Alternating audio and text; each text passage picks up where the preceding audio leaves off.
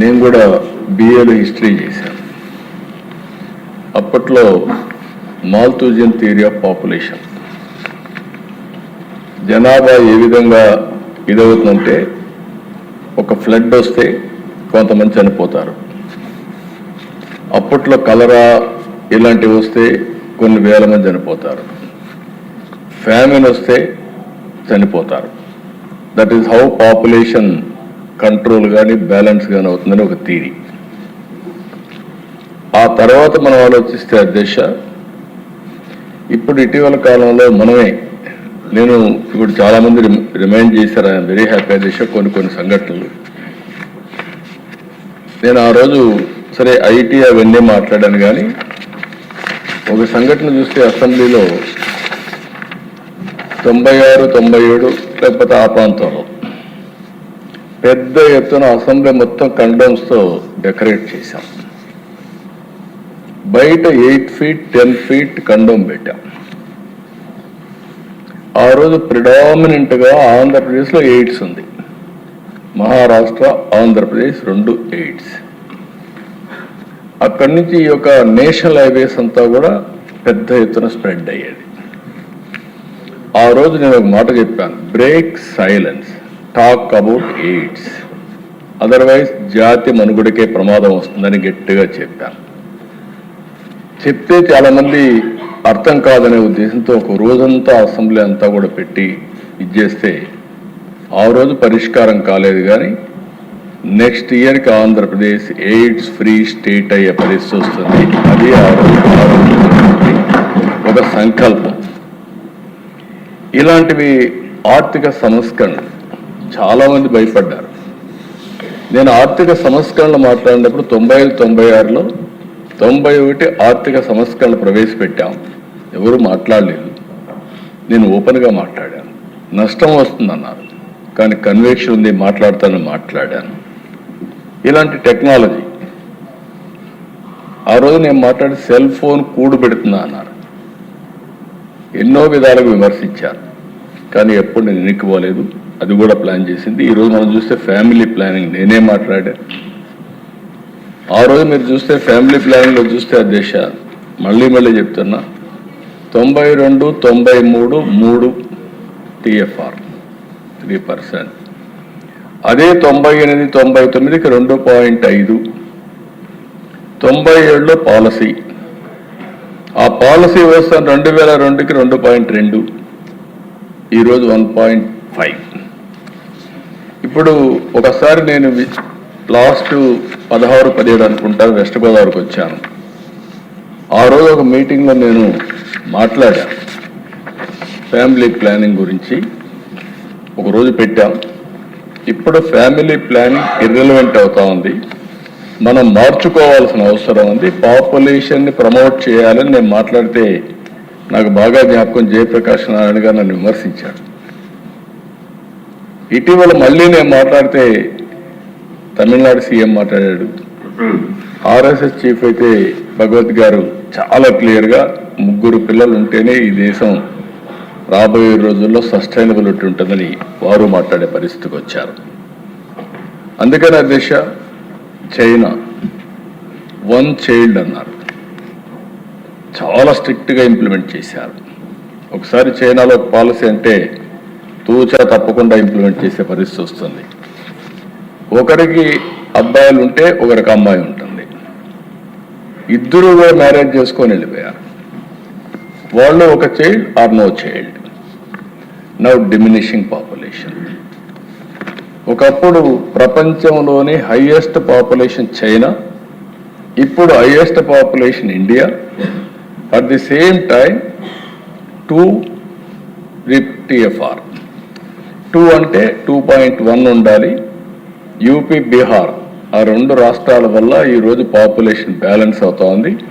South ఇండియాలో మాత్రం negative growth start అయింది.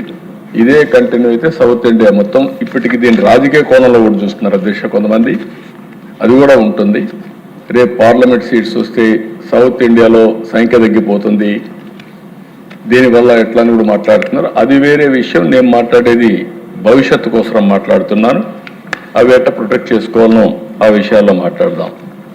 ఒకప్పుడు మనందరం మాట్లాడింది ఒకరు ముద్దు, ఇద్దరు ఓకే, ముగ్గురు వద్దు.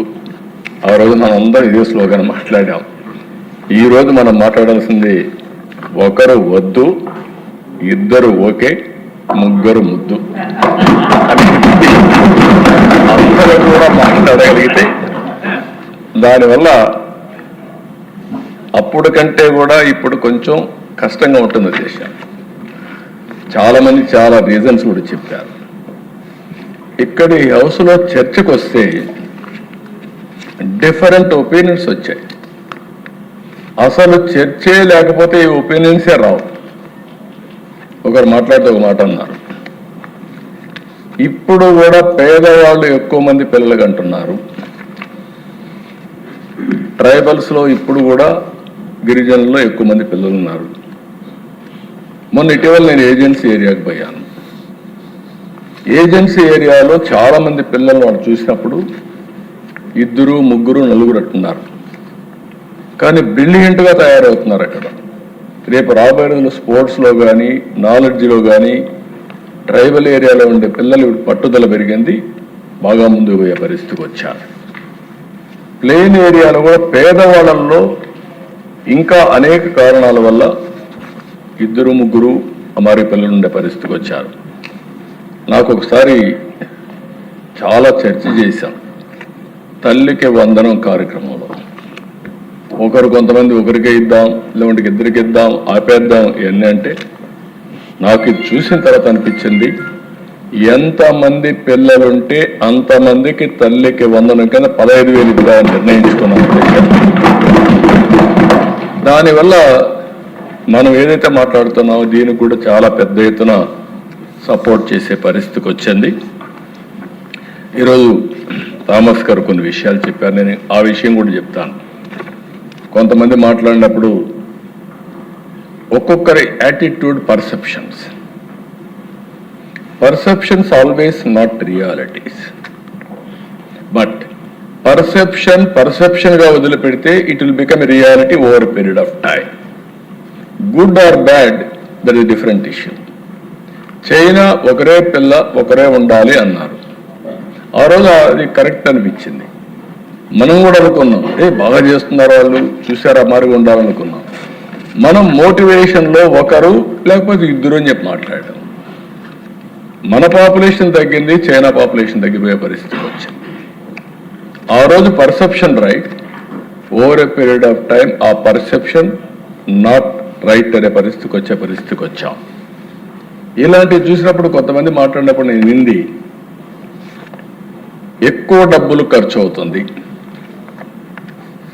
కొంతమంది పేదవాళ్ళే ఎక్కువ మంది పిల్లల్ని చేస్తున్నారు. ఈ రెండు కాంట్రడిక్షన్స్. పేదవాళ్ళు డబ్బుల కోసం ఆలోచించడం లేదు, డబ్బులుండే వాళ్ళు చదివించాలంటే ఎక్కువ అవుతుందని ఆలోచిస్తున్నారు పెంచాలంటే. డబ్బులు లేక కాదు, ఆలోచన విధానం. కంఫర్ట్ జోన్కి వెళ్ళిపోయాం. ఎక్కడైనా చూడండి అధ్యక్ష, ఎవరైనా సరే కంఫర్ట్ జోన్కి వెళ్ళిన వాళ్ళు అక్కడి నుంచి కాంప్లసెన్సీ వస్తుంది, అక్కడి నుంచి కష్టపడేది మానేస్తాం, ఈజీగా వెళ్ళిపోయే పరిస్థితి వస్తుంది. ఈ రెండు పర్సెప్షన్స్ వాస్తవం కాదు. దాన్ని మనం ఏ విధంగా రియాలిటీకి దగ్గర ఉండాల్సిన అవసరం ఉంది. నేను ఎంటైర్లీ అగ్రీ అవుతున్నా. ఒక వర్షం చూస్తే అధ్యక్ష, మహిళలు అందరూ మాట్లాడారు. కొంతమంది విలువల గురించి మాట్లాడారు, కొంతమంది భారం ఎక్కువ అవుతుందని కూడా మాట్లాడారు. మేమే భరించాలనా అని కూడా అది ప్రగాఢంగా ఉండే విధానం. ఒకప్పుడు అధ్యక్ష జనరేషన్ గ్యాప్స్ కూడా ఇవన్నీ. ఈవెన్ టుడే నాకు చాలా సంతోషం ఏంటంటే ప్రపంచంలో మహిళలకు గౌరవం ఇచ్చే ఏకైక దేశం భారతదేశం. ఈవెన్ టుడే అమెరికాలో రాలేదు, ప్రెసిడెంట్ ఆఫ్ అమెరికా కాల. ఇక్కడ మనం 33% రిజర్వేషన్స్ ఉమెన్కి ఇచ్చారు. ఎన్డీఏ ప్రభుత్వం 33% చట్టసభల్లో మహిళలకు సీట్లు రాబోతున్నాయి. ఎన్టీ రామారావు గారు వచ్చిన తర్వాతనే ఆస్తిలో సమాన హక్కు తీసుకొచ్చి ఆడపిల్లలు మగపిల్లలు సమానం అని చెప్పి తర్వాత 10 ఏళ్లలో చట్టం వచ్చే పరిస్థితికి వచ్చింది దిశ. ఇప్పుడే థామస్ గారు కొన్ని